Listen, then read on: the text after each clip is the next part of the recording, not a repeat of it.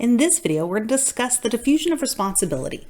By the end of the video, you should be able to define social loafing, deindividuation, bystander apathy, and explain Latine and Darley's model of helping. The diffusion of responsibility is a tendency of group members to avoid taking responsibility for actions or decisions because they assume that others will do so. So this is where your sense of responsibility to do something becomes diffused by the number of people present. And this can take a couple different forms. So one is social loafing. So think about a time where you've been asked to do group work, whether that was in high school or college. Did everybody contribute equally? Or did one person take the lead, maybe doing most of the work, and maybe one or more group members really didn't do anything? This is due to social loafing. So this is when people work less in the presence of others because they know their direct contributions won't be known. This forces others to work harder and pick up the slack. So now that you know why social loafing happens, maybe you can work hard to make sure that in your next group project, it doesn't occur. Or at least that you're not one of the people contributing to this diffusion of responsibility. So another type of diffusion of responsibility is deindividuation.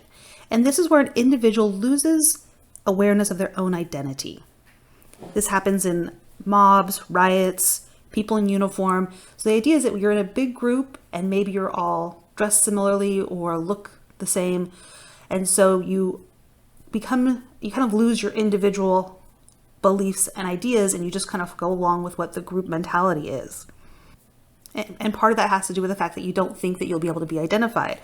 So the January 6th riots were a really good example of this. And another type of diffusion of responsibility is bystander apathy.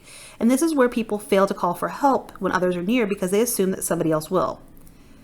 So I was witness firsthand to this many, many years ago. I mean, gosh, it's probably been 16 years now, maybe even 17 years. And I was at the Sacramento Zoo and a woman had a seizure. I was there with my family. My oldest was actually a baby in a baby Bjorn carrier. And I heard someone scream for help and I looked over and I saw a woman drop to the ground. At first I was in shock and then I heard the man calling, please, help my wife and saying other things. So I knew something was seriously wrong. I picked up my phone and I dialed 911. And as I'm, getting through and the 911 operators asked me questions, I'm looking around realizing that nobody else actually picked up their phone. Everyone was just kind of standing there. Some people just walked away. So that's the idea of bystander apathy is, we were in a large group. This woman needed help and everybody there except for myself didn't call for help. Now I'll say, my brother who was there with us, he went and took his kids and kind of pulled them off to the side to, make sure that they weren't, because we didn't know exactly what was going on. And then he came back to see if if there's anything that he could do. But again, we're probably talking 20 to 50 people that just stood there and did nothing or just went on with their day. So that brings us to Latine and Darley's model of help. So they did a lot of research on the bystander effect, and that led them to create this 5-step model of helping. So the idea is that when there's emergency, the first thing we have to do is notice the event. If we don't notice the event, we're distracted, or in a hurry, no intervention is going to be given. The next step is, if you notice it, you need to interpret the event as an emergency. So you may have seen some of those TV shows where, I can't think what they're called right now, but where they put up these kind of scenarios and see kind of how many people go by without giving help. Well, maybe you see someone sitting on the ground and they're trying to mimic the idea that it's a heart attack, but you think that it's just a homeless individual, or you think that they're just intoxicated or something like that. So again, if you don't interpret the event as an emergency, no help is going to be provided. Step 3 is where you've noticed the event.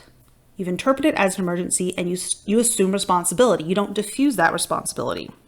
Of course, if you diffuse the responsibility, then no help's going to be provided. So step 4, you've noticed the event. You've interpreted the event as an emergency. You assume responsibility and you know the appropriate form of assistance. Now, if you don't know the appropriate form of assistance, what to do in that situation, no help is provided.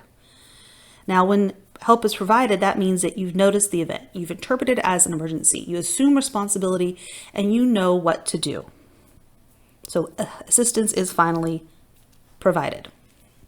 Now, another example of this bystander apathy that just happened more recently was my daughter's boyfriend was driving home on kind of a hilly road, and he kind of veered off into a little patch of dirt off the side of the road, the main road, and kind of spun out.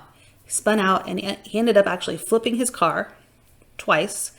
And he says that there were people that were on the road around him, at least a couple of other cars, and he's down in a ditch. People don't know if he's alive, and no one stopped to help him. He had to wait 20 minutes until a police officer, a highway patrol, actually came by to get help.